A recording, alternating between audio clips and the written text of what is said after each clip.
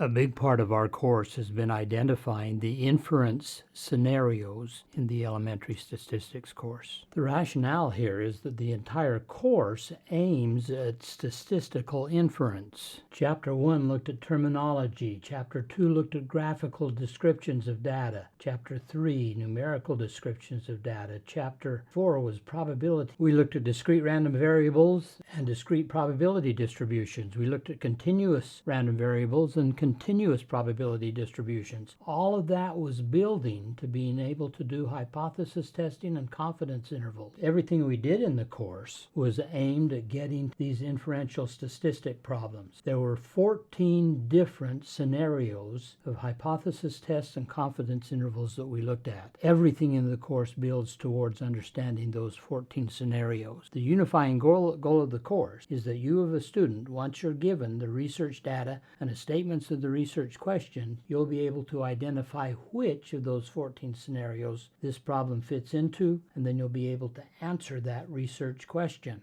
One of the things that you will be assessed on in the final exam is identifying which of the 14 scenarios a particular problem fits into. This video and the accompanying handout illustrate how that assessment will take place. Let's begin by reviewing the 14 scenarios. In chapters 7 and 8, we did hypothesis tests and confidence intervals for proportions and means. That means that we've got 4 different scenarios in those 2 chapters. We'll code those this way. This is a proportion problem. It's a one sample. It's a hypothesis test. There's a proportion problem, one sample, a confidence interval. A mean, a one sample, a hypothesis test. We'll use these codes in the testing process. In chapter 9, we added 7 more scenarios. They were proportions, 2 sample, hypothesis test, proportions, 2 sample, confidence intervals, paired means,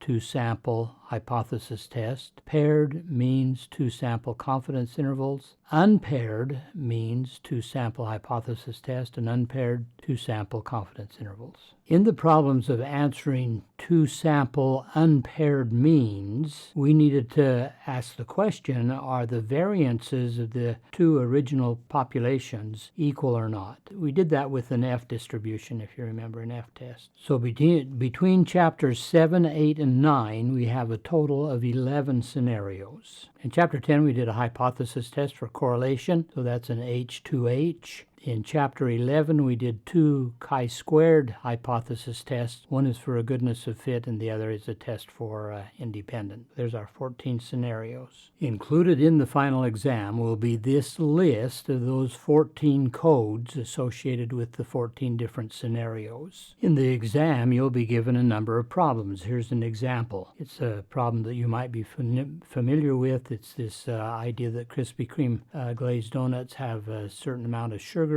And the question is, now notice that there's a question here, is there enough evidence to show that the children's cereal has more sugar content than the glazed donuts? Now that's a hypothesis. So the answer that we'll need to provide is to identify which one of those scenarios this is. It's a means, one sample hypothesis test, the mean amount of sugar in the children's cereal, that the mean is greater than the sugar content in a glazed donut. The handout has a number of other examples that you want to look at as well.